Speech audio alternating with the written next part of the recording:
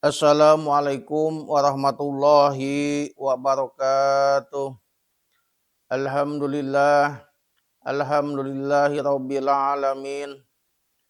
Wa bihi nasta'inu ala umuri dunya waddin. Wa sallallahu ala sayyidina Muhammadin sayyidil mursalin khatamin nabiyyin wa ala alihi wa sahbihi ajma'in. Amma ba'du. Warahmanul Qudusul Ba'isul Muqtadir Rabbi shrahli sadri wa yassirli amri wahlul 'uqdatam min lisani yafqahu qawli. Subhanaka la ilma lana illa ma 'allamtana innaka antal alimul hakim.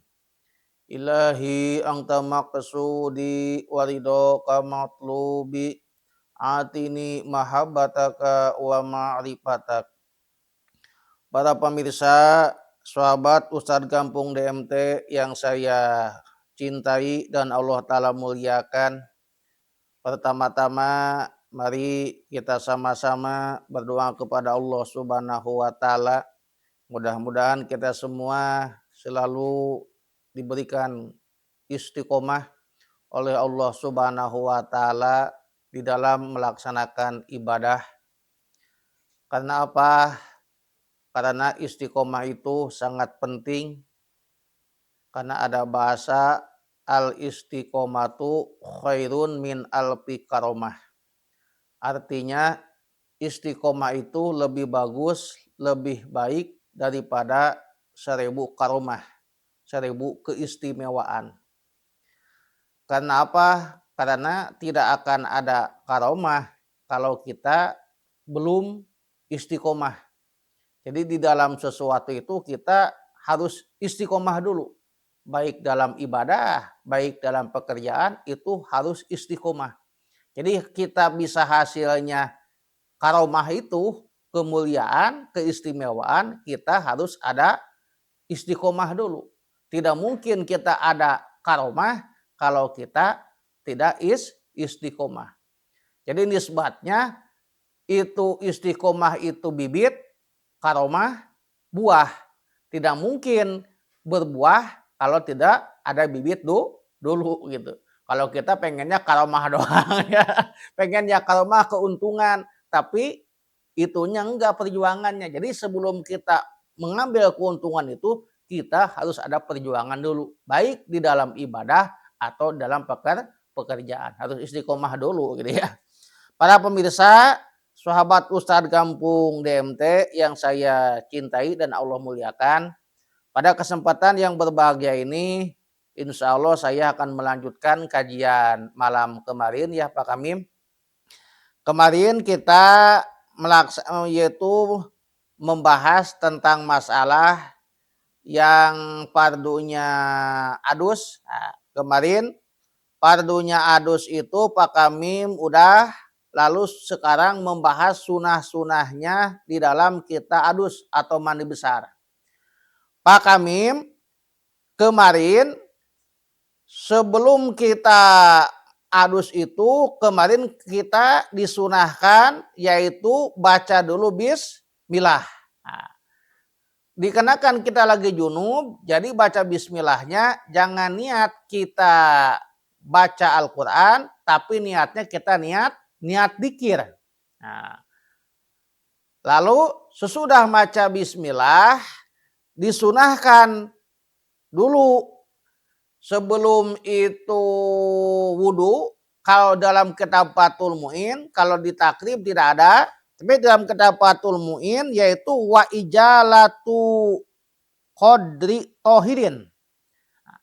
Dalam kitab Fathul Mu'in yaitu ada bahasa musonib, yaitu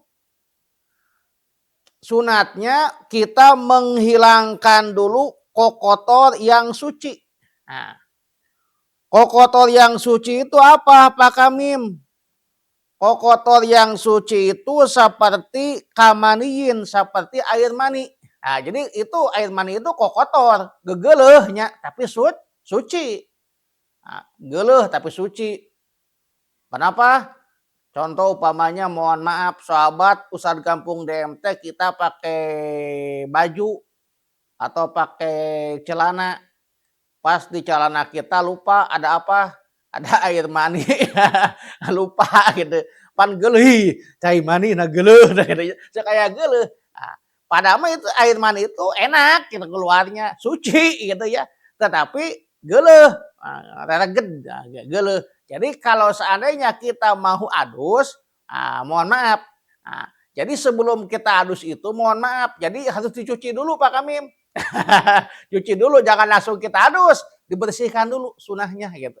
Dibersihkan dulu. Sama mau laki-laki atau perempuan, jadi bersihkan dulu. Dan lalu Pak Kamim, mohon maaf, wa mukhotin leho. Upamanya kita mau adus, mandi besar. Ayah lehoan, leho dirinya. Leho itu kokotor, kokotor yang suci, leho suci, tidak najis. Tetapi itu leho itu harus dibuang dulu, dihilangkan dulu leho. Upel. Apa? Upel leho. Oh ngupel ya, ngupel gitu. Lalu wanajsin dan najis. Najis yang ada di badan kita harus dihilangkan. Kalau di sini mah sunat. Kalau di dalam Fathul Muin tadi wajib ya. Sebelumnya ini mah sunat. Seperti apa? Kamadiyin, seperti air madi.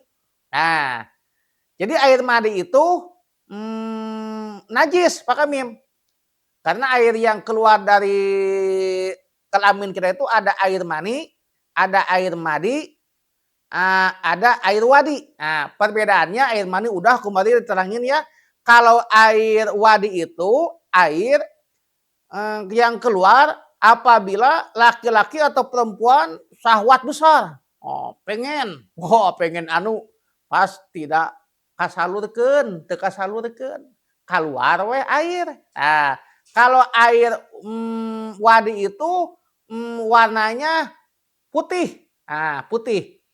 Itu air wadi itu Pak Kamim najis. Najis. Tetapi tidak wajib wajib mandi besar, tidak wajib adus, cuma najis saja. Tapi membatalkan wudu. Jadi kalau kita keluar air wadi maka cukup dibersihkan lalu kita wudu. Bagaimana kalau air madi? Tadi wadi ya, kalau air madi itu Pak Kamim biasanya keluarnya itu kalau kita habis kencing. Mohon maaf ya, habis kencing, laki-laki atau perempuan habis kencing, sesudah kencing kita umpamanya cengkat, berdiri. Kadang-kadang suka ada yang keluar lagi ya Pak Kamim ya. Itu yang keluar itu disebut airnya air wadi. Maka itu najis. Dan cukup dibersihkan lalu kita harus wudu gitu. Harus wudu. Sebab itu membatalkan wudu. Atau kita habis kerja keras.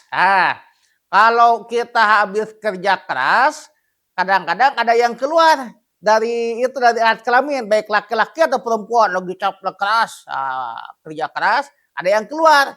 Itu yang keluar itu disebutnya airnya air madi.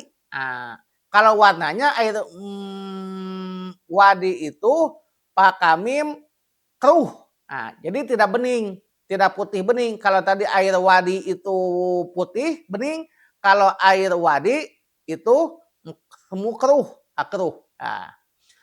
Jadi itu najis, membatalkan wudu, tetapi tidak wajib adus. Jadi kalau seandainya kita mau adus, ada air wadi atau air madi, maka harus dibersihkan dulu.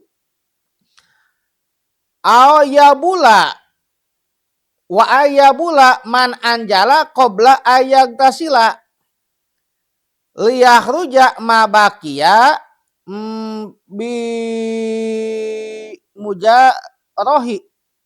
bimujarohi.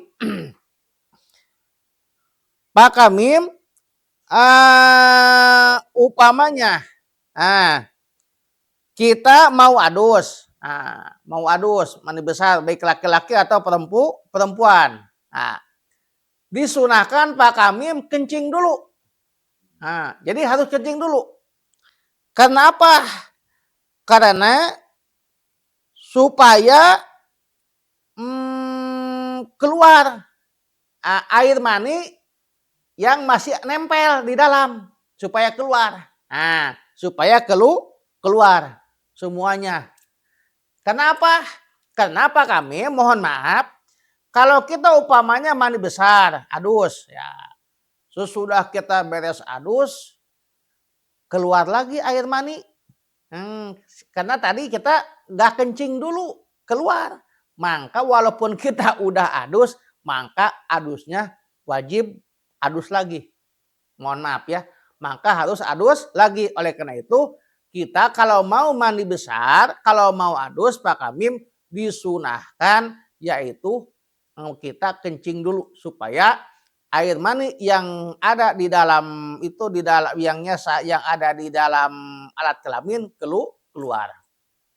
Lalu Pak Kamim, kemarin ada pertanyaan lewat SMS kepada saya. Bagaimana Pak Ustadz kalau seandainya kemarin kita adus kita udah sepotong badan, kita gak niatnya pas sudah sepotong sampai dada umpamanya, baru niat. Nah, maka yang tadi kepala yang udah dibasuh, maka itu wajib dibasuh lagi. Bagaimana Pak Kamim kalau seandainya ada pertanyaan, kalau seandainya kita adusnya itu umpamanya sapotong.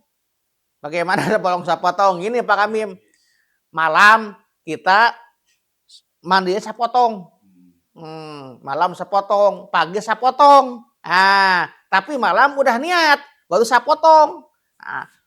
Pagi kita dilanjutkan mandinya. Itu tidak harus niat lagi dan tidak harus dibasuh lagi gitu. Itu dongengnya kata guru saya almarhum almarhumlah Mama Haji AA Abdul Fatah Buni Kasih. Beliau menerangkan dalam waktu saya ngaji kita buat muin, kalau gak lupa ada orang yang baru nikah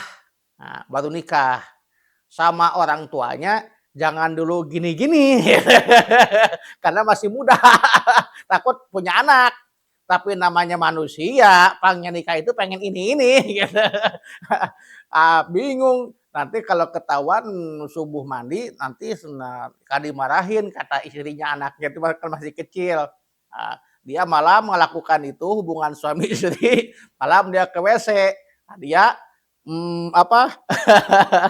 adusnya sepotong dulu kepalanya dulu kepala dulu, tapi udah niat. Nah, lalu pagi mandi setengah badan. Nah, itu tidak harus niat lagi dan tidak harus balik lagi gitu. Karena takut ketahuan malamnya udah dibasuh. Karena takutnya kalau pagi kan kalau rambut basah mungkin udah ngelakuin itu akalnya orang cerdas itu ya. Itu akal, itu kisah dari almarhum almarhumlah yaitu AA Buni Kasih. Mudah-mudahan ada berkah manfaatnya ya. Pemirsa, sahabat Pusat Kampung DMT, mudah-mudahan kita semua diberikan oleh Allah ilmu yang barokah, yang manfaat, maslahat dunia akhirat, dan mudah-mudahan semua anak-anak kita, putra-putri kita dijadikan anak-anak yang soleh dan solihah. Hudma sopa, dhamma kadar, wallahul muwaffiq ila aqwamit thoriq. Assalamualaikum warahmatullahi wabarakatuh.